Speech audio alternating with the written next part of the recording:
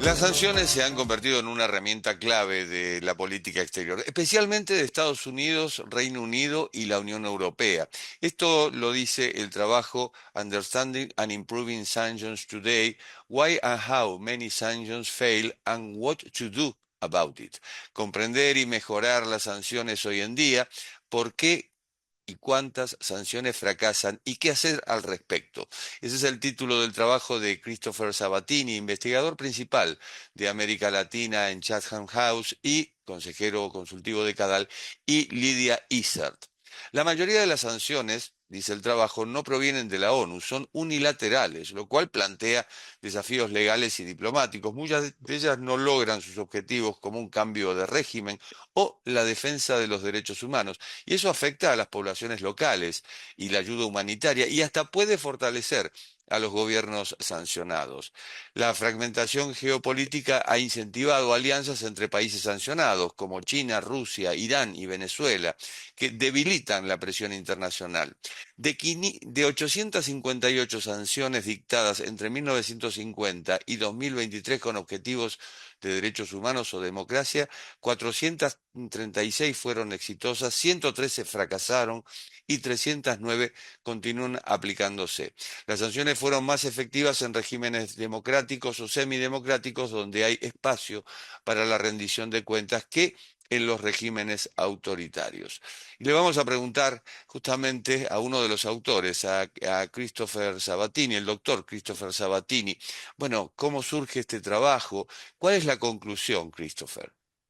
Bueno, surgió primero de una conferencia que llevamos a cabo en Chatham House el año pasado, con el objetivo de entender mejor cuándo las sanciones funcionan y cuándo no, y cómo lo podemos aplicar con mayor impacto. Yo creo que es entendible que las sanciones son una herramienta de la política extranjera, en muchos casos, que son una manera de castigar un régimen por violaciones de derechos humanos, para evitar la guerra o para debilitar la capacidad de un régimen de llevar a cabo una guerra. Ese, por ejemplo, es el caso de Rusia.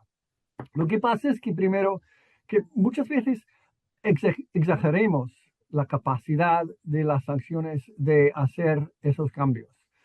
Y en ese caso, en el caso, por ejemplo, de Rusia, a principio, hablando sobre hace 2 años y medio, cuando Rusia invadió Ucrania, la retórica fue basado en la necesidad de cambiar el régimen, de tumbar el régimen de Putin. Entendible, porque tenemos que reconocer que esa guerra no hubiera pasado si fuese un gobierno democrático en Rusia. Pero al mismo tiempo, ya estamos llegando a un momento cuando mucha gente está diciendo que las sanciones han fracasado, cosa que no es verdad. Por eso yo creo que tenemos que entender, en el caso de Rusia, los objetivos de las sanciones eran mucho más limitados. Fue debilitar, como dijo, se lo voy a decir en inglés, Jorge, es debilitar o throw sand in the machine of the war-making machine of Putin. Es decir, no castigar a toda la población, no esperar que va a abrir fracciones dentro del círculo íntimo de Putin, sino de debilitar la máquina de hacer la guerra que tiene Putin. Y eso significa no solamente un cambio de objetivo, pero también un cambio en las tácticas. Eso significa monitorear mejor el flujo de comercio entre China, Irán, Corea Norte y Azerbaiyán, incluso aliados. Eso es un enfoque mucho más específico y yo creo que es mucho más eficaz en ese sentido. En comparación, nosotros vemos en casos como Venezuela o casos como Cuba. Otra vez quiero repetir, las sanciones son entendibles, son necesarias, pero en muchos casos de eso, su impacto ha sido más consolidar el poder político, económico de los regímenes. En el caso de Venezuela, por ejemplo, no hay espacio económico, ni siquiera en Cuba, para un sector privado. No hay un sector independiente para emprendedores. En ese caso, yo creo que los Estados Unidos y los otros países que están aplicando sanciones tienen que buscar maneras de abrir canales para abrir y fortalecer esos espacios económicos. Porque si no hay una economía independiente, en esos casos no, no habrá ninguna transición democrática. Sin independencia económica no hay democracia. En el caso de Rusia, las sanciones fueron aplicadas por Estados Unidos, el Reino Unido, la Unión Europea. Fueron restricciones bancarias, la exclusión de SWIFT, por ejemplo, prohibiciones de exportación, de importación. Sin embargo, Rusia encontró un aliado en China, justamente. Sí. Sí, y eso es también el gran riesgo del sobreaplicación de esas sanciones. Es que pueden generar maneras paralelas para evitar las sanciones. Por ejemplo, mencionaste, Jorge, el caso de China y las sanciones financieras. Las sanciones iban a intentar a cerrar el acceso de Rusia o de Putin, sobre todo, al SWIFT, que es una manera de hacer las transferencias financieras a través de una manera de Internet.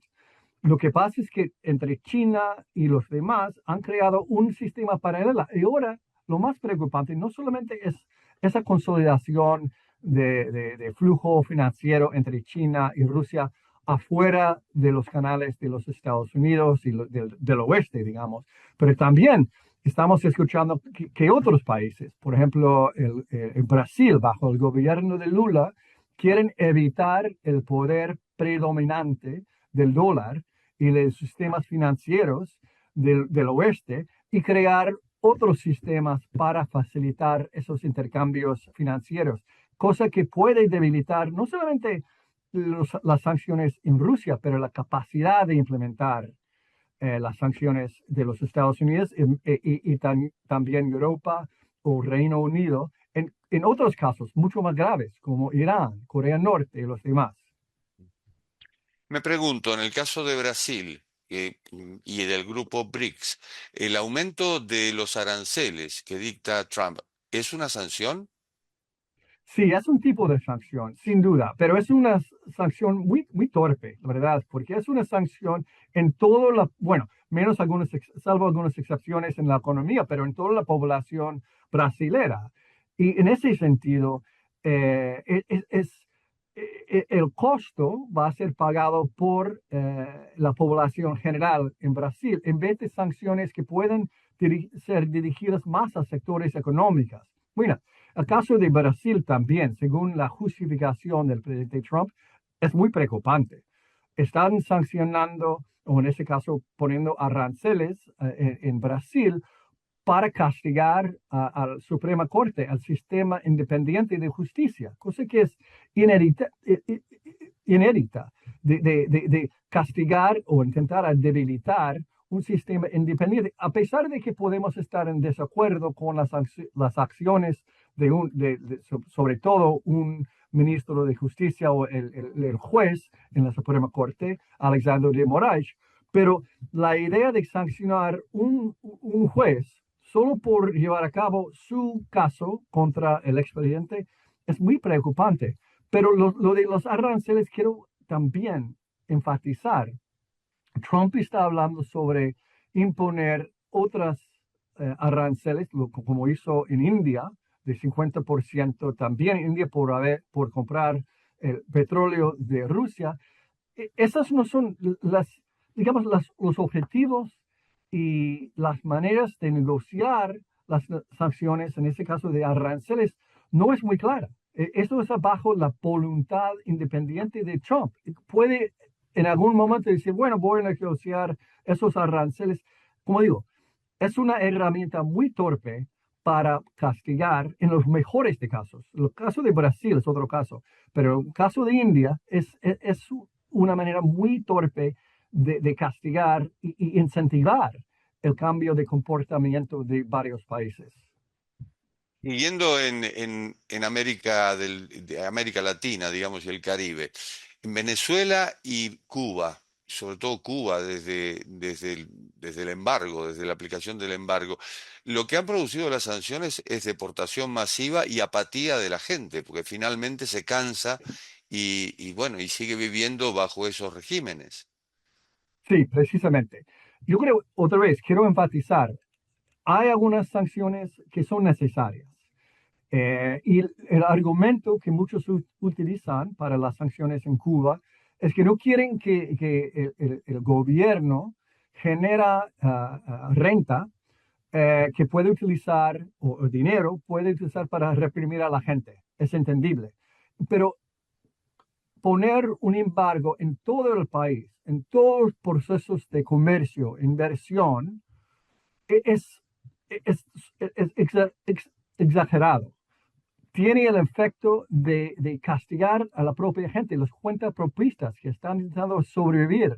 Y sin esa, ese espacio, sin esa posibilidad de poder liberar las sanciones, uh, pierde los incentivos que puede cambiar el comportamiento de los pueblos, de la gente, pero también, como dices, Jorge, generan una cierta apatía. La gente no puede hacer nada. Y en muchos casos, la tesis de la teoría de cambio de las sanciones es que puede generar tanta frustración con el régimen que la gente va a movilizarse y tumbar el régimen, cosa que no puede pasar, porque la gente, el gobierno tiene las armas, tiene la capacidad de reprimir, y también la gente está viviendo día a día para sobrevivir. Tenemos que reconocer que la teoría de cambio de muchas sanciones, no todas, pero de muchas sanciones, está muy mal entendido. Y no existe, Además, ¿verdad? Quiero además enfatizar la, en la- los datos que mencionaste, Jorge. Ujú. Una de las sanciones que más ha sobrevivido en los 80 y pico sanciones a partir de 1950, lo que más existe todavía es el embargo de Cuba desde hace los años del 1962. Es que no ha funcionado. Al contrario, se ha convertido en parte de la propaganda oficial, es decir, Sí. todo es culpa del embargo o del bloqueo, como lo llaman en Cuba, y en Venezuela también. Todo es culpa de los americanos que nos quieren invadir y demás. Es decir, el papel de víctima termina en cierto modo cohesionando al gobierno con el pueblo y no hay una salida.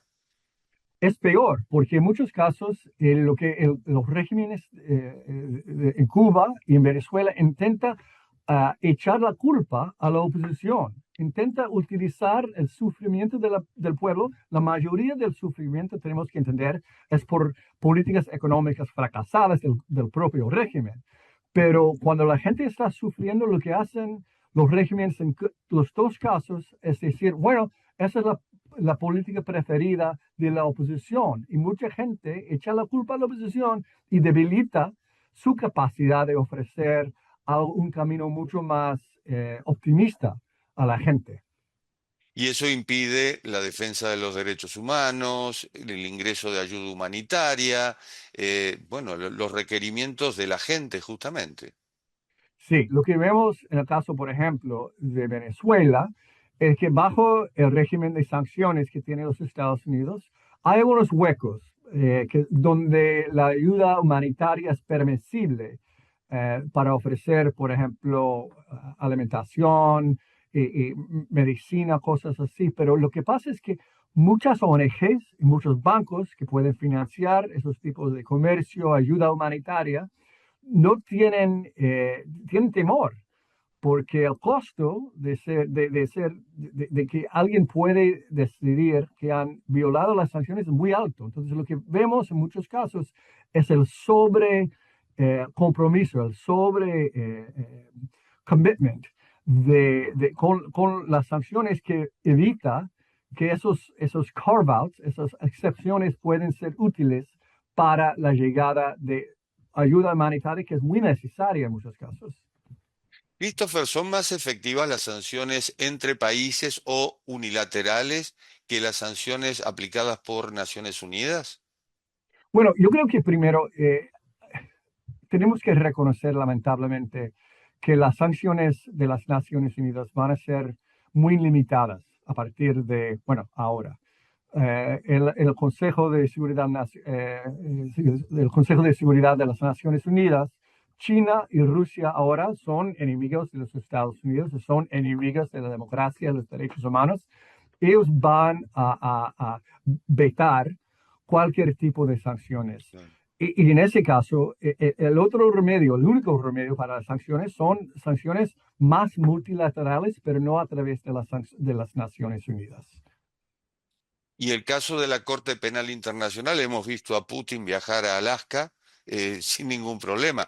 Vemos a Netanyahu también moverse, bueno, Netanyahu más limitado, digamos, pero tampoco los países que no suscriben a la Corte Penal Internacional, caso Estados Unidos, por ejemplo, bueno, no tienen ningún inconveniente los presidentes que son acusados justamente. Sí, y por esa razón la amenaza, digamos, de sanciones es muy limitada, debilitada. En el caso del International Criminal Court, los Estados Unidos no está, incluso en el caso de Brasil, Lula dijo que Putin podría viajar al G20 a Brasil sin tener que tener miedo de ser castigado.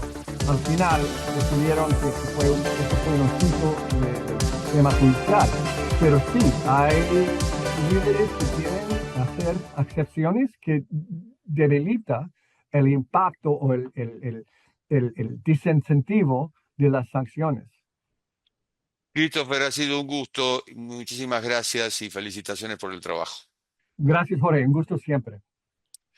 Y esto ha sido Cuarto de Hora, el programa de Canal TV que se Perfecto. retransmite Ahora, en el canal E de Buenos Aires.